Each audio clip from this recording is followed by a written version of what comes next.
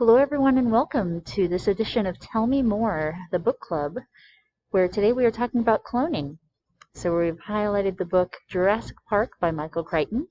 And on that subject, today with us we have Jillian Benavidez, an embryologist from Viagen Pet Services. And she is going to talk to us about how cloning works in real life and about her job as an embryologist. So cattle, sheep, where we go. I'm sorry about that. That popped up. Cattle, sheep. They do a lot of pigs. They do some other crazy stuff. I know, for example, deer in Texas are pretty popular to clone. So pretty much if it's a mammal, we can clone it fairly easily. Other species where we as a company are not working on yet, but a lot of research labs are. Egg-bearing species are a little bit more difficult, and I'll get into why that is. But just to start off with what Viagen, we take a pet and it can be alive. We take a live tissue sample. Your vet will usually do it if that's what you want to do, or if it passes away, we can take tissue from that and use that to clone. We've had a lot of success in terms of getting tissue from animals that have been dead for even as far out as a week, sometimes two, depending on if the body was stored correctly. Sometimes we can still get live cells. And that's the important part for our cloning, is we need live cells to be able to get active DNA from those to be able to clone. So if it's something where the animal the tissue has been frozen, or it's been dead for too long, decomposing, we can't unfortunately use that sort of thing to get through. We are working on technology that might help us with that. I've had a lot of bone samples sent to me to collect bone marrow from, and that's been a really interesting process. Sometimes it works, sometimes it doesn't. I think right now the longest I've been able to get live bone marrow tissue from is about 2 weeks. So we'll see where that goes. This is a cat known as Carbon Copy. She was one of the first ones that we cloned at Viagen, and the original lived to be over 19, and I think the clone lived to be about that as well. This is another horse called Pure Taylor Fit, who's a very famous roping quarter horse, and there are actually numerous clones of this one floating around because he was very, very popular in terms of a roping and rodeo. So I'm sure all of you know about Dolly the sheep, the first cloned animal. We still use that same exact technology to clone.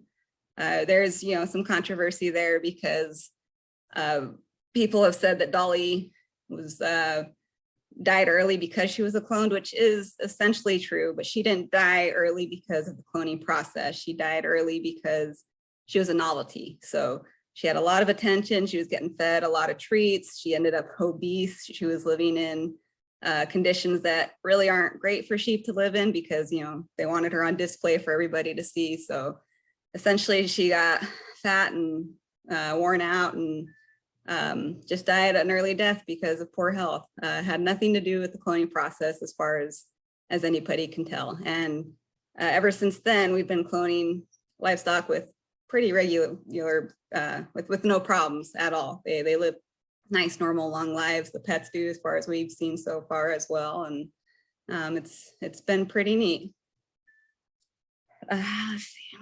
This is a dog named Bumer, who we've cloned, that belongs to a celebrity, but we had extras of this one born. So one of the people in our company has an extra Bumer, just because the client was very generous and knew that the employee loved him as much as she did, because he helped raise the puppies, and she went ahead and gave him one of hers, which was pretty neat. This clone is still alive, living in Canada with one of our embryologists up there. Bruce Wayne is another one. We actually cloned 6 or 7 of these puppies. Sometimes the cloning process is hit or miss. We either get one, sometimes it takes a couple tries. Sometimes you end up with a whole litter of clones, and this client thought that was fantastic. So she has all the puppies, and she has an Instagram called I Party with Bruce Wayne. That's pretty funny to watch.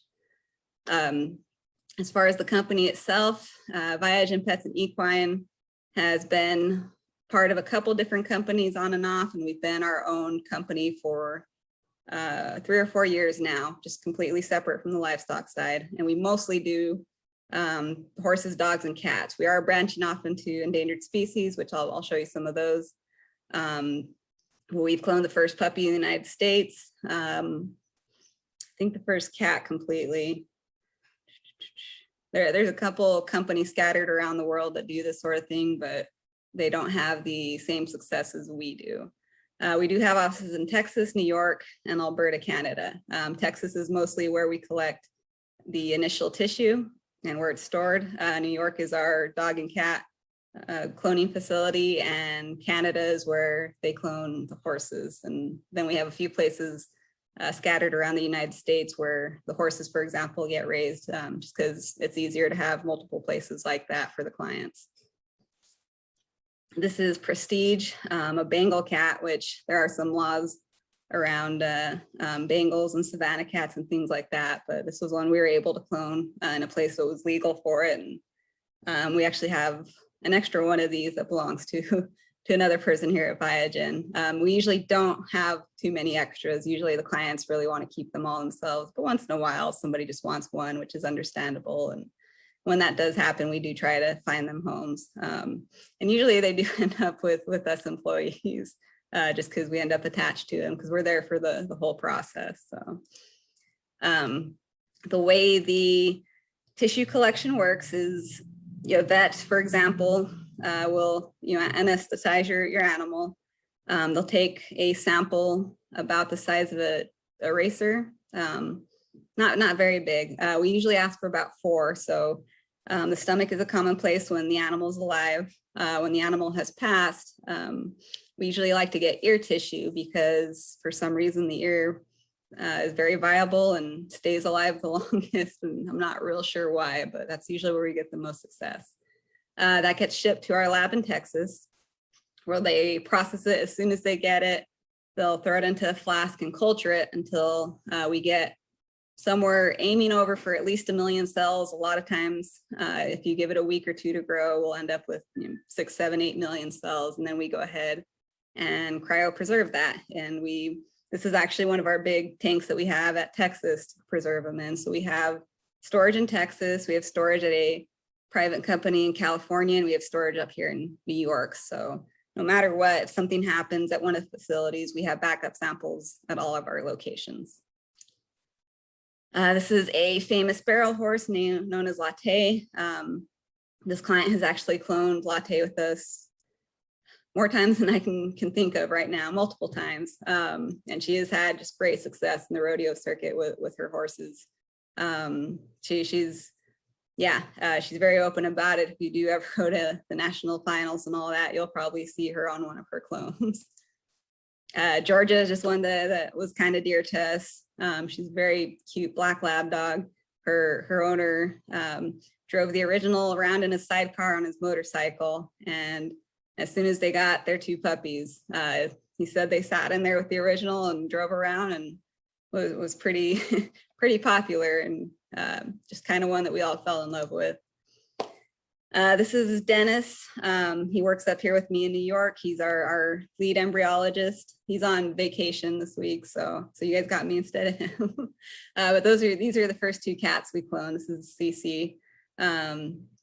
It was pretty exciting. He actually took home the cat that gave birth to those kittens and has that cat. Her name is Cheeto, living with them, and she's a pretty happy cat with him, which is neat. We do adopt out surrogates if they don't already have homes before, so we try to make sure everything we do is as ethical as possible.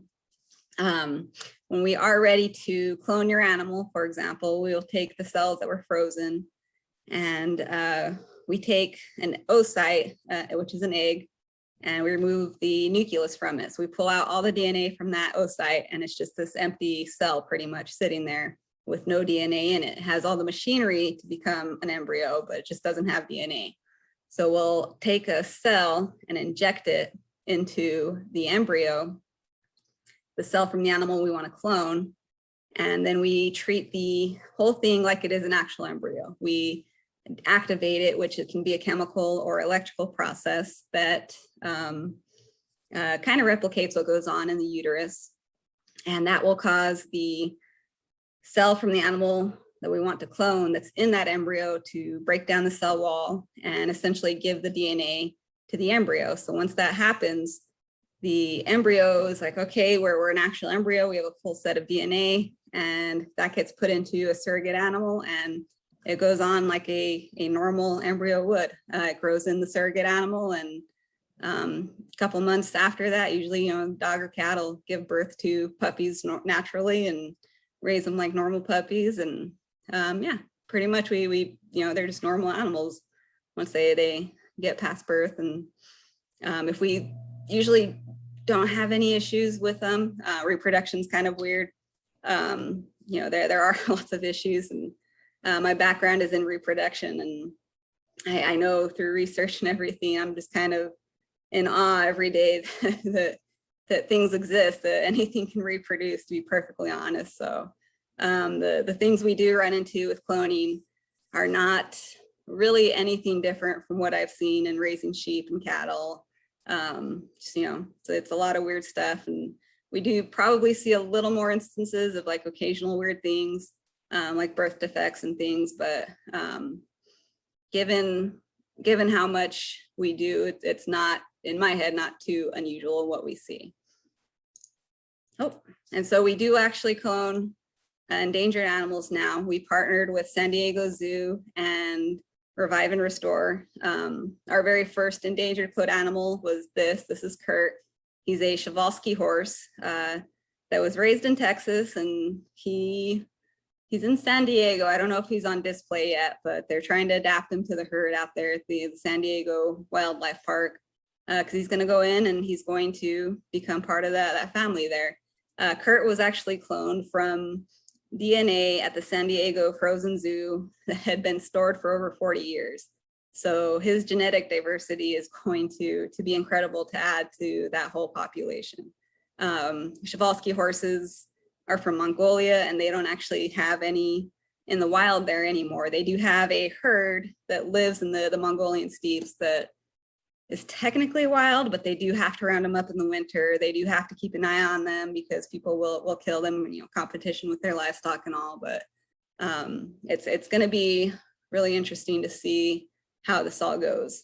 San Diego Zoo does have other stuff they want us to do, so this was a good first test. And last I heard, he's thriving. He's an ornery little colt who's giving everybody a run for their money, which is great. The next one was a black-footed ferret, which is native to North America. We cloned one from DNA that was 30 years old. They've had one successful. Her name is Elizabeth Ann, and yeah, you can go see her actually at the Revive and Restore Center. I want to say it's north of Denver, but I can't remember the exact place. But they do, once they open, I don't know if they're open after COVID restrictions. Ferrets are very susceptible to COVID, so they may still be closed. But once that facility opens again, you can actually go see Elizabeth Ann, and you can actually see the surrogate that had her, because they're keeping her there to be part of the family. So that part has been really neat. The fact that we can help bring back these species potentially from the brink is really exciting for Viagen, and we've got stuff in the works that I can't share yet because nothing is solid, but it's looking really, really neat for conservation in the future. And yeah, that's about it for Viagen.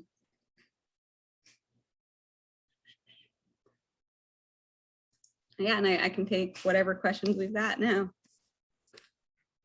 Okay, I'm going to start reading. So I've put a few in here, and everybody feel free to, again, get on chat and enter in your questions. So one thing from what you brought up, where do the unfertilized eggs come from? That's a really good question.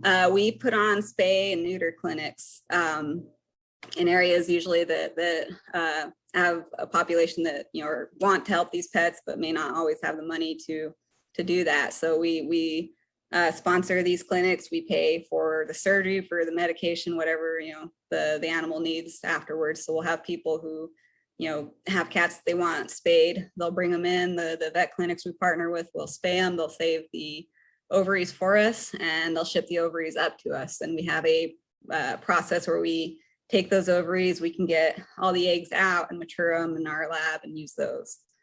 So dogs and cats, horses, they don't spay horses. So they do flushing, which is a process that's used pretty commonly in horse reproduction and livestock production, where they have a hormone cocktail that they give the horse to get them to ovulate, and then they go in and collect eggs in the uterus. It's something that you could probably look up on YouTube if you are really interested. I have a livestock background, so I went through all this in grad school and everything else, but I don't know if you guys want the nitty-gritty details on something like that. But yeah, so mostly spay and neuter clinics for the pets. The horses are on a facility in Canada where we collect them like that. So okay. Next, do the surrogates live at Viagen, or do you farm out that service? We farm out that service. Most of the animals are ones that people that we've partnered with that are comfortable with this. They're, it's kind of a weird thing because, surrogates are you have to have a surrogate for cloning. Like, there's no getting around that. But we're lucky that we have some really good partners that help us with that. Usually the animal has a home that they stay in, that they go to with it. But there are occasionally, like, depending on where we're at in the process, we do have some animals that we actually own that we take care of. And those are ones that we only use a surrogate twice tops. We never try to use many more than that. And then once the ones that don't have homes are done for us, we find them a home.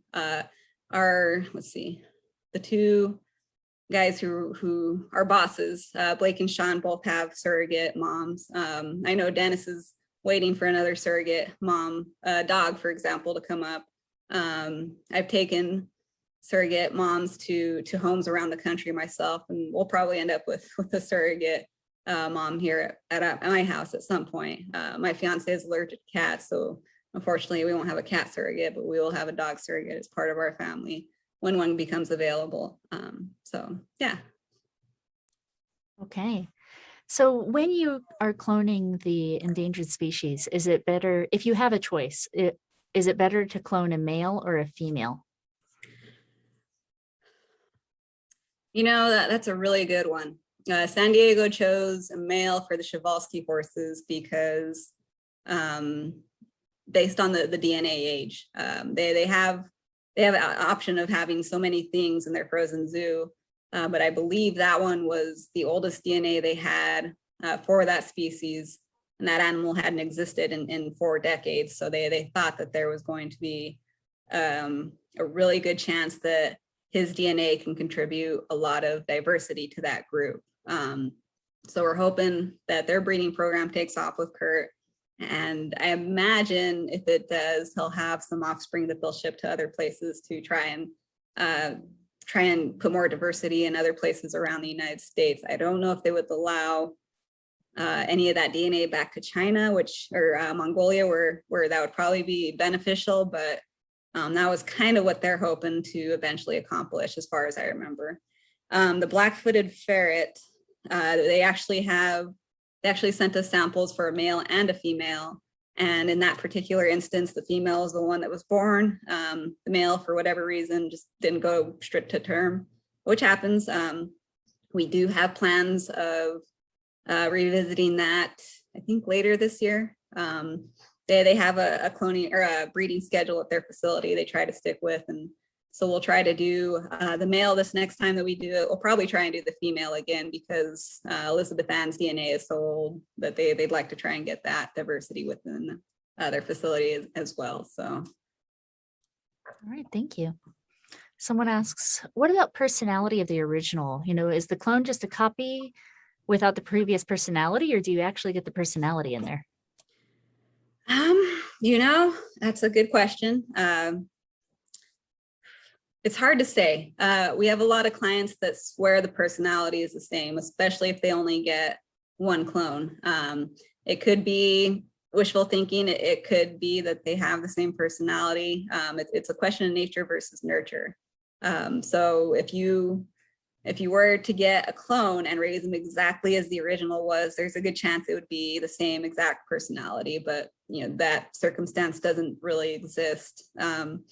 But we do get a lot of people that say that the animal is doing something just like the original did. For example, we have a bucking horse. I can't remember his name. We call him Monster because he's just this ginormous, gorgeous animal, but he's just so big. But the clone would walk right up to the fence and stick his tongue out to the side because he wants you to pet his tongue. Which we just thought was a weird thing with that horse. No, the owners of the original swear the original did the same exact thing. He'd come up, stick his tongue out to the exact same side, wanted you to pet his tongue. It's just something real weird like that. We've had a lot of those instances. Just a lot of like weird quirks that came out in the clone that we thought maybe something was wrong in how we were raising them initially, or something happened during transport, something that we thought we might have done. We didn't mean to, but the clients, for the most part, have always confirmed that the original had that weird quirk too.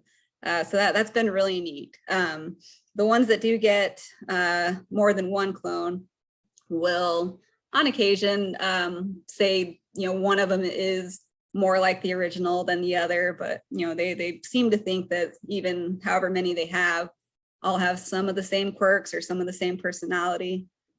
So there's some genetic component to personality, but I don't know that you get the same exact animal once it's cloned. It's just kind of impossible to replicate how you raised the original. Sure, thank you. And someone asks, what is the average cost for something like this? The cost is up there for cloning. Preservation of DNA, just to have your cells stored, is on the cheaper end. It initially is $1,400, so $1,400, and then $100 a year after that to maintain them. So there's that, and that's at least a more reasonable thing for most people. To clone a cat right now is $35,000. To clone a horse is $90,000, and a dog is $50,000. It's pretty high. It's pretty steep. That's because we have to make sure everything's paid for the surrogates, for the spay clinics, for the whole process along the way. And also, we do need to make money so we can keep doing things.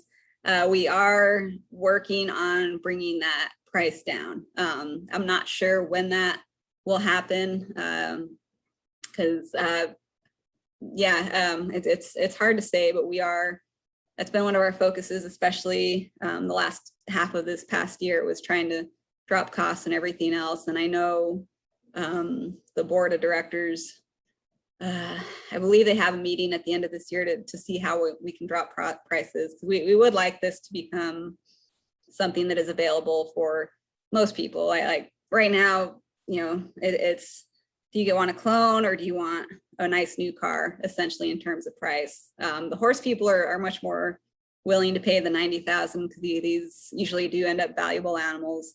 The dogs and cats are a little pricey, and we are hoping to drop that down so that way that's more affordable to more people, because it's up there. Thank you. So how do you use a surrogate for an endangered species?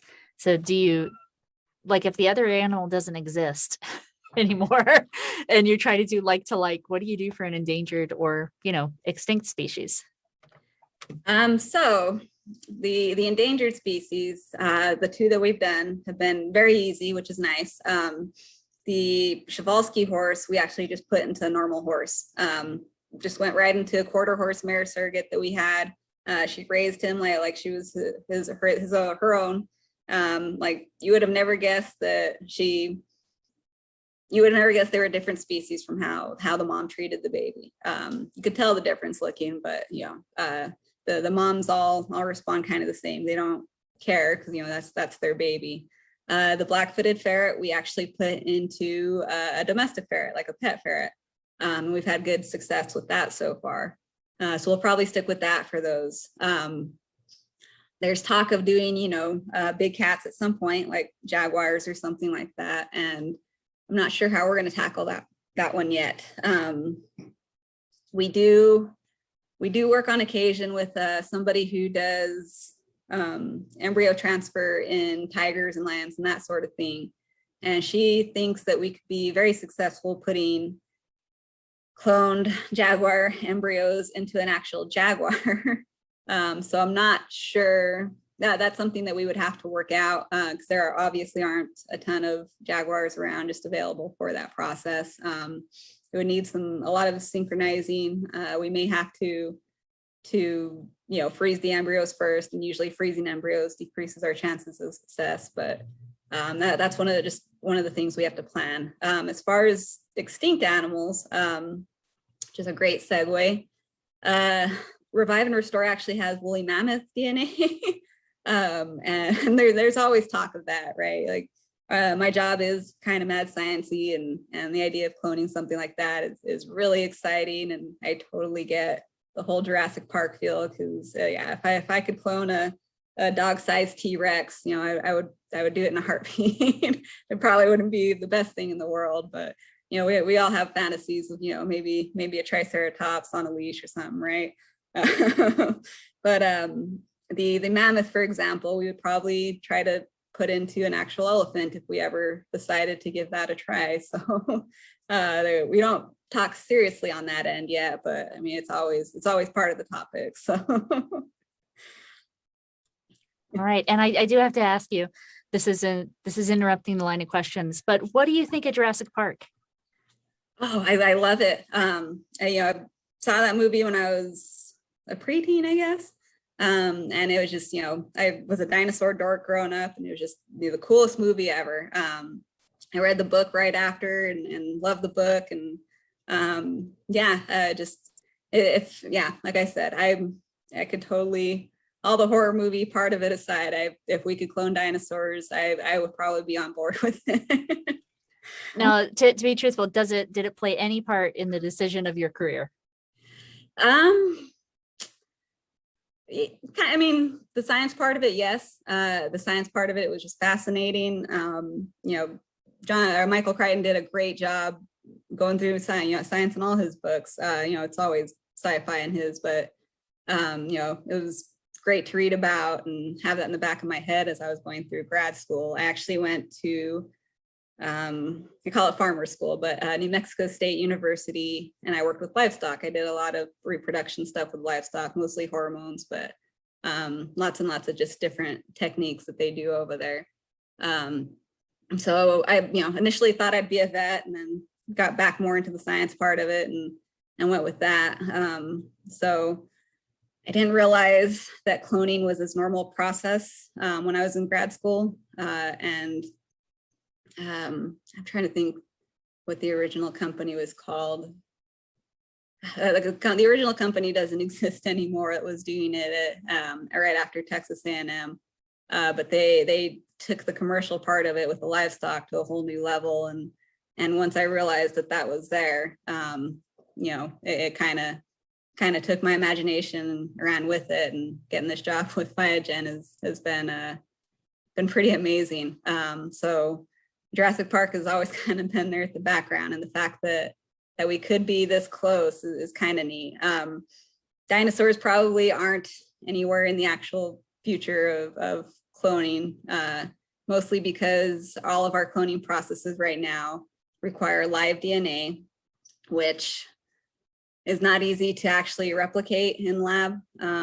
We could know a whole DNA segment and put nucleotides together for that, but actually putting all of that together as DNA is not really something anybody's been able to accomplish with a lot of success. There's a lot of mutations, a lot of things that happen in the transcoding process that just get really warped. And until we can figure that part out, we probably aren't going to look at cloning anything that we don't have live DNA for. but we're getting close. We're Close, so close. Yeah, I remember in the book that's what they did is they were missing parts of the DNA and they just used frog DNA. Frog So DNA and a few. I think they mentioned a couple other things. That idea in itself is really neat, and we do actually have technology for that. We don't use it as a company, but we do have some people that want to partner up that use, for example, CRISPR technology. There's somebody, I don't know if we're partnering with him anytime soon, but he has used CRISPR to create hypoallergenic cats, which is awesome. And I would totally be able to have a cat if we ended up with that as a normal thing. So there's can you tell us what CRISPR is? CRISPR, CRISPR. Oh, I don't remember the whole acronym. Let me look that up real quick. It is a technology that uses microbes to pull out DNA sequences and put them into other DNA sequences. So it's a bit much, but essentially the whole pulling DNA from a frog and putting it into the dinosaur DNA, that would be a CRISPR thing. That's a little bit more than what CRISPR actually does, but that's the best way to describe it. CRISPR stands for clustered, regularly interspaced, short palindromic repeats, which are just, DNA sequences. DNA is pretty complicated. We do know certain things that code for certain things in the cell, but there's so much of it that we just have no idea what it's doing in there. So until we can figure all that out, creating dino DNA probably is out there. Somebody says that the endangered horse that you mentioned, isn't there a herd in the Ohio wilds? The wilds in Ohio. I don't know. I know that there were some of those at one of the zoos in Ohio. I know Columbus Zoo had Schmalskis. I don't know if they got loose. No, the wilds is actually a part of Columbus Zoo, so it's probably it. So, okay. I was thinking of roaming out there. I know, the Southwest, for example, New Mexico has oryx, which are an African antelope running loose. So it wouldn't surprise me in the least bit if we had other things running loose everywhere. So, but I know Columbus had them. So if they're at the Wilds as a zoo facility, I bet they're there. So. That is cool. And Samantha mentions, not a question, but she loves your coffee mug. So yeah, thank you. I saw that. Yeah, I thought it was pretty appropriate. Somebody's going to ask, where did you get it? It was a gift, and I think it was something they bought on Etsy. That is pretty great. And apropos, has a clone ever escaped the facility or from, wherever it's being surrogated? No. The main reason being is usually they're babies with us. They get born, they live normal, natural lives. For the most part, especially the dogs and cats, we treat them as if we're a breeder, essentially. They stay with their parents and their family until about 8 weeks old. And then just depending on the breed and size of the animal, like smaller puppies, like Chihuahuas and small breeds, we try to keep a little bit longer because they seem to develop better in terms of knowing dog language and being more confident in themselves and that sort of thing. If we wait till about 10 weeks to send them home. But yeah, we've never had any of them escape because they're just, usually too little. The horses, I don't think we've ever had any of those take off. We have 3 facilities around where the horses get raised, and I'm pretty sure all of these facilities are professional breeders, so they have it down, I'm sure, and don't have to worry about that. So the endangered animals, we've only done the 2, and those are pretty heavily regulated, so none of those yet, but you never know. Has anyone ever wanted a refund? I don't think we've ever had anyone ask for a refund. There probably is. I don't deal with the client side a whole lot because I'm usually in the lab, but I do deliver puppies and kittens and occasionally horses to clients. But usually, they're so happy to have a puppy that it's a good experience for both of us. So usually our guarantee is that you get a healthy animal. So if there's something like, for example, we had an Akita client, and Akitas are prone to eye problems genetically. The original had no eye problems, but we had a puppy born that had a recessed eye, ended up blind in that eye. It was a genetic thing, got the DNA tested, or the clients got the DNA tested because they were curious about that. They ended up taking that puppy, but we went ahead and just made another clone for him that had thankfully the second one was born without any issues, and everything worked out great with that. But that's an example of Viagen's promise to give you a healthy animal. I know we've had, let's see, we had some that were born, some German Shepherds that were born where one had a heart murmur, and heart murmurs are common in puppies. Usually it's like a very minor thing that they grow out of, but this one didn't grow out of it. She had 4 though. The other 3 were healthy. I think she was upset at the 4th one having a heart, murmur, which you can't blame her. Like those, were her puppies and her clones, and represented the animal that she had lost and everything else. So she was upset with that, but I don't think she asked for a refund. I think she just wanted to make sure that the rest of them were fine and was fine with that. But occasionally, there are some things that pop up, and we try to do whatever we can to make it right. Like we have a vet on staff, and if we need to, we can always go down to Cornell for consults and things like that. So for the most part, like every animal we've sent home has been pretty healthy. We try not, if there is something that looks like it might be a problem down the line, we try to bring in other vets to check and see what we can do. We did end up, for example, some Great Danes, there was 2 clones, one that was perfectly healthy, normal, but the other one had a very bad heart murmur, probably the worst that you can have in a dog. And we talked with the clients and asked them what if they had a preference on what they wanted to do. We had somebody in the company willing to take that puppy and raise them. And the clients were okay with that. So that one actually went to another person in the company, and that dog his heart is still a terrible murmur, but he has a massive, great, he's living a pretty healthy life, and you would have never guessed anything was wrong with him as a puppy. So I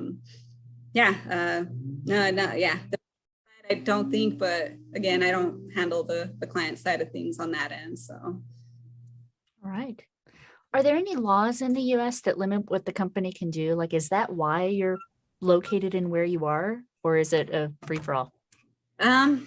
So that's a really good question, and not so much. New York, we're up here because this is where they had a lot of the equipment from when we were part of another company called Intrexon. I wasn't here when Viagen was part of Intrexon. That was a while back. But they had the lab up here already, so we just kept it up here for the dog and cat side of it. The Texas lab was already established to collect tissue. The one up in Canada, I think that was a marriage thing. One of the employees got married to somebody up there, so they just ended up living up there. There are laws, like, for example, a lot of states allow you to clone savanna cats or wolf hybrids, or own them, is what it is.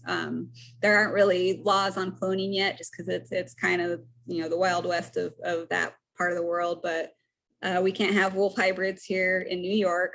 We did have a wolf hybrid clone that we made the embryos here. We put them in a surrogate, and then that surrogate we took down to Texas so she could have the puppies down there where it's legal to have wolf hybrids. So there are ways to get around it. We do not break any laws that I am aware of, and I think if we did, we would probably get in a lot of trouble, because we are out there in the public as much as we can be. So Makes sense. All right. Someone asks, what's the difference? Oh, wait, do you have plans to progress to other kinds of animals besides mammals? The laboratory side, we always have plans to look at that, and when we have time, we do. There are labs, usually funded by universities and stuff, that are always looking at that and they're always generous enough to publish papers, and we'll run into them at conferences and share knowledge and things like that. So we're always looking at it. Egg-bearing species are harder to clone because their oocytes are formed differently. The eggs develop in the body differently. The concept is the same. We could potentially do that.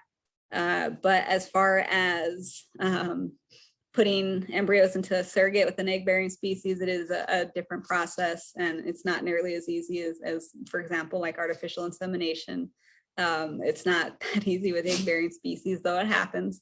It's just we haven't really had a whole lot of inquiries or interest in clients who might want to clone like a parrot or something like that. I don't think we've actually had any inquiries on that. So on the lab side, we look into it kind of as a, maybe just in case or as a hobby for us. But for the most part, the company is not looking that direction yet, just because this is still pretty new stuff. Okay, thank you. And you may have already kind of answered this, but are there rules or laws about breeding the clones? So somebody takes it home, are they allowed to breed them, or is that part of a contract with Viagen about your product? No, they are allowed to do whatever they want with their clone once we give it to them.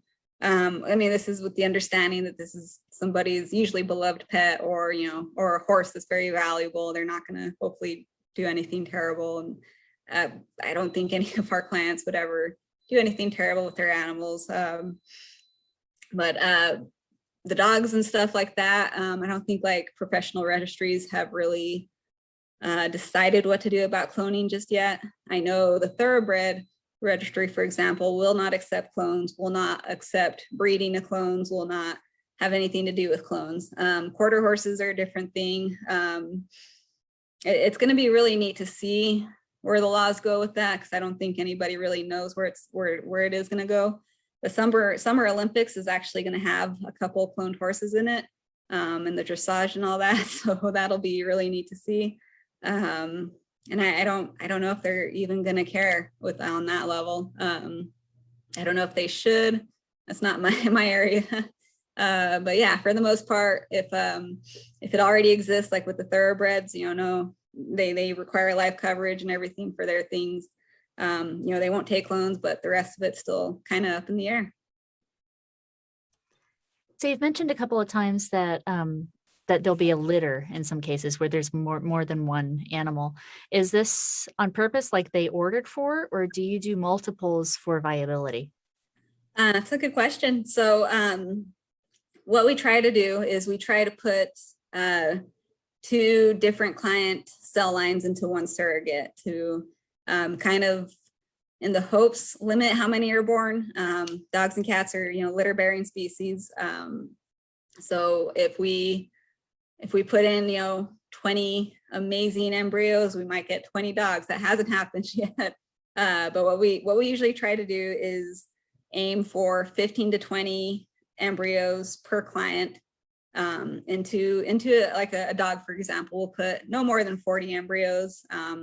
But usually it's like, anywhere from 20 to 30 total, and we divide that up between 2 clients. And for the most part, that has given us pretty good results in terms of getting 1 on average, sometimes 2. We've gotten it, just based on experience, we've gotten it to where we can kind of guess. We don't implant the embryos right away. We spend a day creating them, putting them through some processes, letting the embryos kind of sit and mature. And then like a day later, we'll put them in, but the day later, so we can look and see if they're starting to divide, because you can see them as early as 24 hours splitting into 2 and 4 cells. And if we see that, we know those are going to be good embryos. We can select the good ones out and put those into the surrogate animal, and just leave anything that didn't look good out, because the uterus is a kind of a hostile environment. It tries to be better when the animal is expecting to be pregnant. But if we put 40 embryos in, there's a good chance that 70% of those are just not going to make it to implantation. A normal litter from our surrogate animals is usually 2 to 4 puppies, or in cats is really variable. Cats cats are a whole different animal in terms of reproduction. Despite them being pets, we just really don't know a lot about their reproductive side.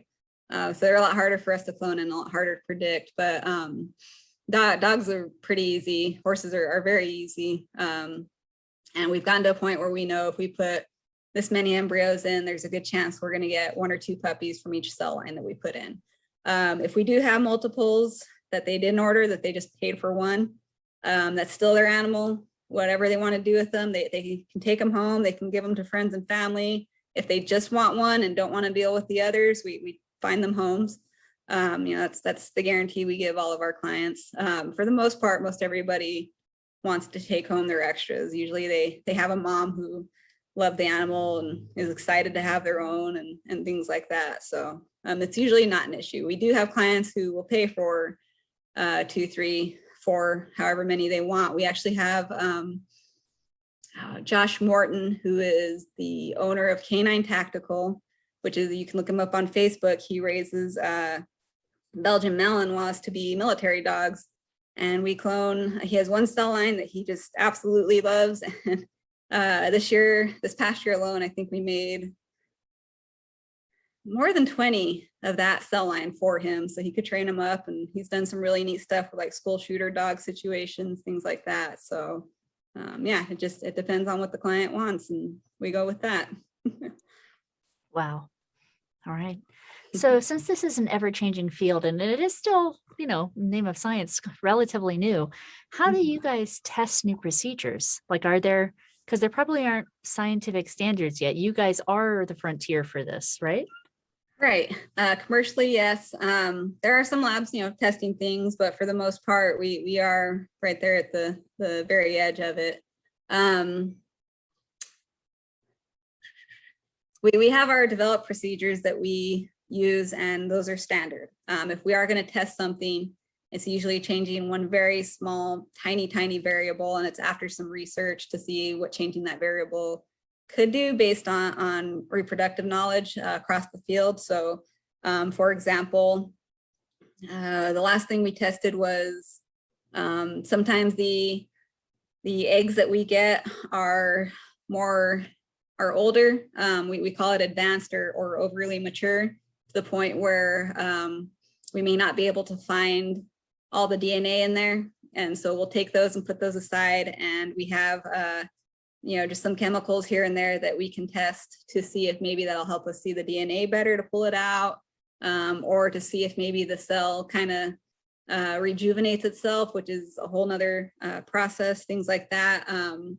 If we have call it extra space, if we only have like one dog to clone that week, we might go ahead and make a bunch of embryos with that one and only pick out the best to put in the surrogate, and then like look at the others and just kind of set some aside to test, maybe this chemical will make them more viable, maybe this chemical will help them survive longer, that sort of thing.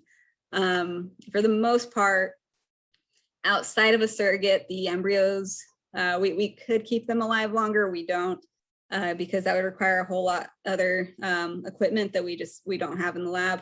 For the most part, we only keep embryos alive in the incubator about a week, maybe a little bit longer if we're really trying something. But the stuff that we use, it's just not really made for keeping embryos alive outside of a surrogate long term. So it's mostly just when we have time, we test it on a very small scale in the lab. Okay, thank you. And that actually answers the next questions. Is do you guys do test tube babies? But and for those of you who don't know, test tube babies are basically not using a surrogate. Is using Right. Yeah, in sci-fi you see those tubes of like liquid and you got a floating baby. Yeah. So Yeah. They actually, somebody, I don't remember who's doing it. There's a couple of them that are making artificial wombs. And I know somebody took a lamb to term, I think almost with one. And that's something they're trying in mice a lot too. And we're watching that because that's pretty neat. I don't know if we'll ever get to using that. That would have to be technology, tried and true technology before we start using it, I think. So, but yeah, people do. We don't, but we're not in that business. all right. So back to the book. Is there any part of that that actually, like, did you, I can't talk, sorry. Does that resonate with you? Are you like, yes, that is my job, just in the more sci-fi realm? Yeah, actually, it is a lot of fun, especially when I get to tell people what I do for a living. So that book does come up a lot. Yeah, there is a lot of good actual science in that book as far as that stuff goes. There's a lot of stuff made up. He made it seem real simple that you can just get DNA from that mosquito in the amber, and that's not how that works. You can pull things out of amber, but there isn't really a whole lot in there that is traceable that you would actually be able to put nucleotides together for. So that one's a little bit out there, but the basic idea of having this DNA and putting it into an egg is literally what we do. And the fact that with Jurassic Park, it's an egg outside the body versus with mammals, it's an egg inside is really the only difference. So if we ever got to a point where we could very easily pull the DNA out of an ostrich egg and have dinosaur DNA, like it's a lot closer than we think. We'll see. Yeah. Every day, every time we clone something here, do something new, or find something that works better, we joke about our T-Rex sized dogs that we're going to be walking around. So. Or our dog-sized T-Rexes, sorry. That would be amazing. So is there a book that, besides Jurassic Park, or if you wanted somebody to understand what it is that you do, or at least just be entertained by the same kind of field, do you have a recommendation? I don't, unfortunately. Cloning is one of those things that usually gets treated with horror in sci-fi. We we tested a commercial at one point in Texas. I don't know if this will ever go public for everybody, but it's a very normal commercial about how this couple cloned their dog and they're very happy with it. And I showed it to my fiance, and he pointed out, he's like, that's the Repet commercial from that Arnold Schwarzenegger movie. For the most part, there's a lot out there that treats it as a terrible situation, and I don't blame any of those for that. The sci-fi implications are wonderful, but as far as other books go, like Jurassic Park really is the only one I think that did some good stuff with it, even though the rest of it was, I could say, arrogance on humanity's part, which is probably what would actually happen. But you would hope we would handle things better if we did actually ever go that direction. Oh, that makes sense. So on the bad side, has there ever been like a demonstration, or has there ever been any kickback against your company, or just about what you do, from friends or family?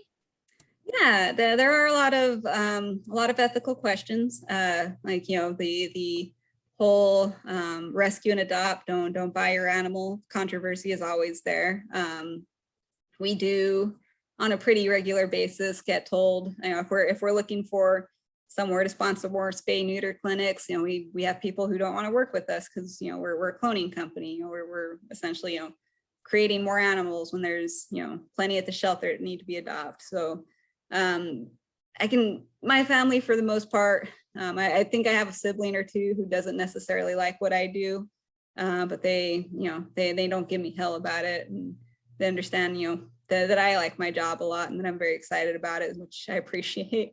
I'm sure other people in the company have family members who question it and everything else. But for the most part, we try to approach it from a non-judgmental thing, because obviously it's our job, but also, like, if you have ever had that dog or cat that was just incredible and special, and just your absolute best friend, and letting go of them was really hard, and you would give anything to have that back. Like, we get that, and we approach it very scientifically. It's not the same animal, but like we all have pets that we've genetically stored, and we actually have one of our employees who cloned her dog who passed away recently, and she has a puppy at home now, and is just enjoying every second of it. And one of these days, I have my old dog who passed away, and the dog that grew up with him who's still alive, that Both of them are genetically preserved, and at some point, not right away, at some point in the future, though, I'll get them both cloned together because they they went through grad school and everything with me. So, you know, it'd be nice to have them further down the road. But I do want to adopt some more. My fiance would like his own special dog at some point, so we're going to put that off for a bit. But yeah, for the most part, you know, we're a company. We do this to make money, but we also do it because it allows us to look at the endangered animal side, which a lot of us are very much into conservation and hoping that this can become a normal thing to save species going forward. Yeah, and it's just mostly just done for the love of the animals. Like nobody in our company is, everybody has pets. We all have multiple species. Yeah, we have some great pictures of just like the owner of the company sitting on the floor. He's this gigantic, almost 7 foot tall rancher looking guy who was sitting on the floor with all these little tiny puppies crawling at him, you know, client puppies. And it's just this wonderful picture that I think illustrates, you know, our company wonderfully. And I wish they'd share that publicly, but he's kind of a privater person. So, but yeah, so there are ethical questions, and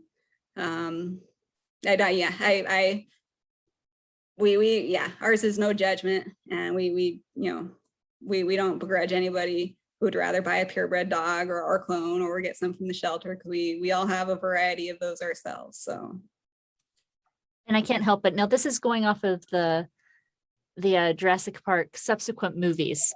So the black market potential for this just blows my mind. So have you or some of your coworkers been approached by, you know, sideways companies who are looking to do stuff on the side? Not that I'm aware of. Yeah, I know the immediate group here in New York, if anybody would have, we probably would have told each other because we're pretty close. But like the rest of them, I don't think the people in Texas, I feel like they would, you know, have to share that news too, because that would be pretty incredible. For the most part, just because there really isn't a way yet to do much. No, not so much. Like the most we've done is give Josh Morton a deal on all of his Belgian Malinois. So, but he's turning those around and using them for good, as far as I know. So. What about other countries? Are you aware of what other countries are doing genetically? Genetically, no. Suam is another cloning company in South Korea. I don't know about their practices a whole lot. I've heard rumors. The rumors I've heard are not fantastic what they do with their animals, because they don't, you know, view animals, especially pets, like the way we do here in the States. But I can't substantiate those and everything else. So who knows if the rumors are true or not. We have had 2 or 3 clients that started at Suam who have come to us with their samples, and they want us to clone because they didn't like what Suam has done, but I don't know the details on all of that.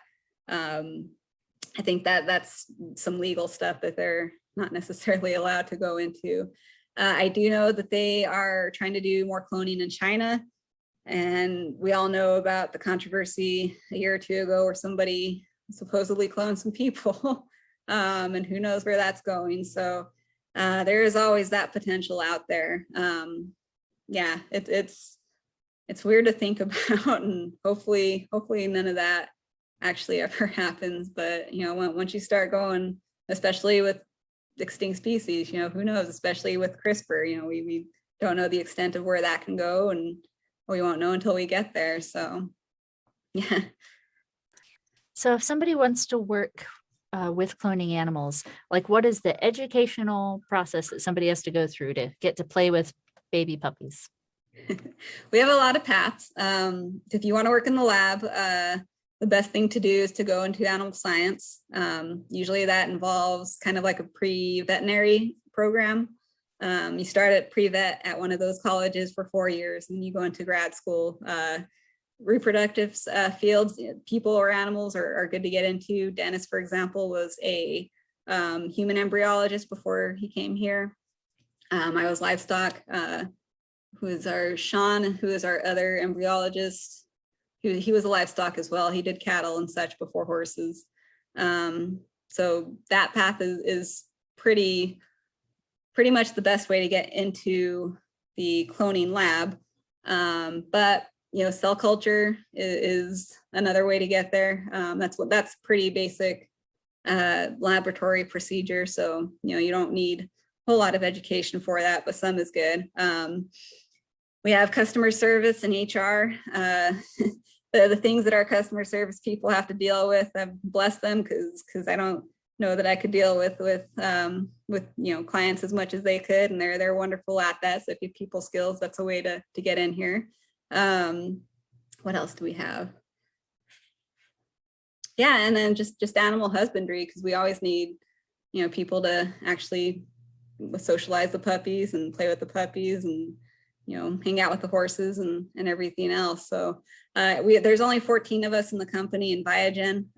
We all do various things, but I think everybody helps deliver animals at some point. I'm going to say flying on a plane with a puppy is a whole lot of fun and gets you a lot of attention.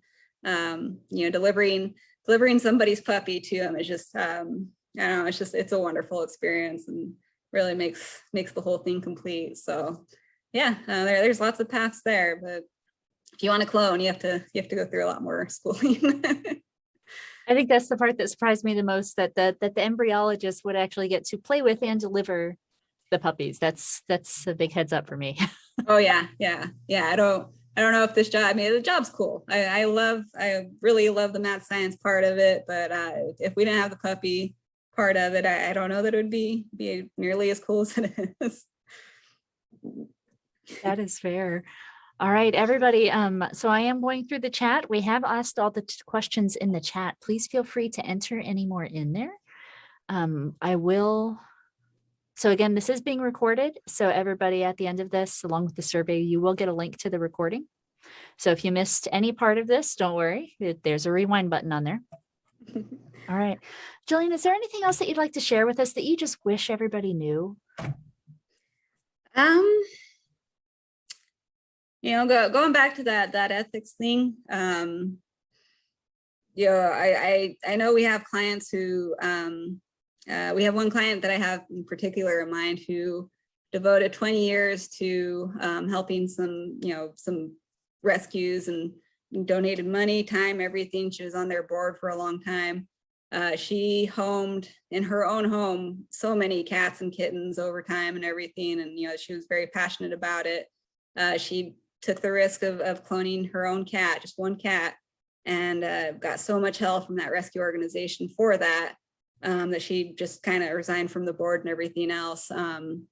It's been hard on her, that sort of thing, but the main thing that I always try to, when I talk to people about this, is like the people who are cloning, yes, they have the money for it, but they're normal people. They care about their animals, everything else. And this client in particular, it's just kind of heart-wrenching to see something that she was passionate about. And she had that one cat that she just wanted back and everything else. And she had to quit her 20-year lifelong commitment just because they were giving her so much hell over being a little selfish for herself that one time.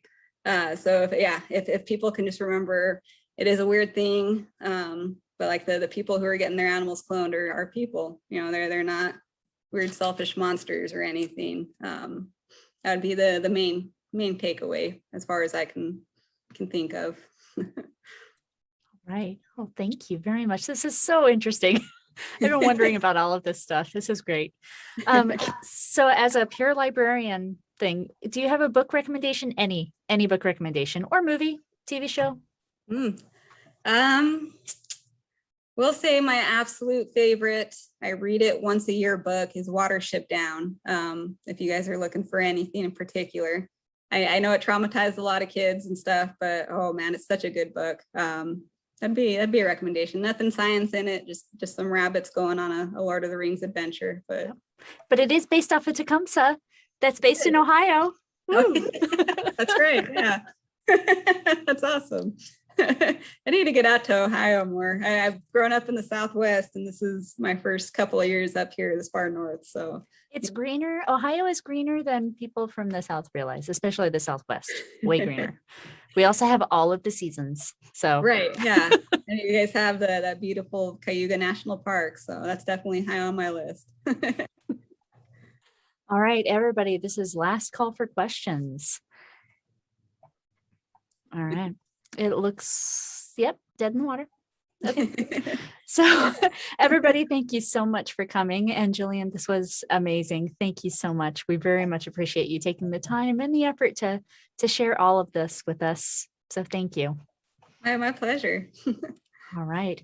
Well, on that note, then we are going to call it a wrap. Everybody, again, thank you for coming. And Jillian, I will send you a link with all of the stuff, including an original of the recording for you to keep and do with what you will. Awesome. Thank you so much. All right. Good night, everybody. Goodbye. Bye.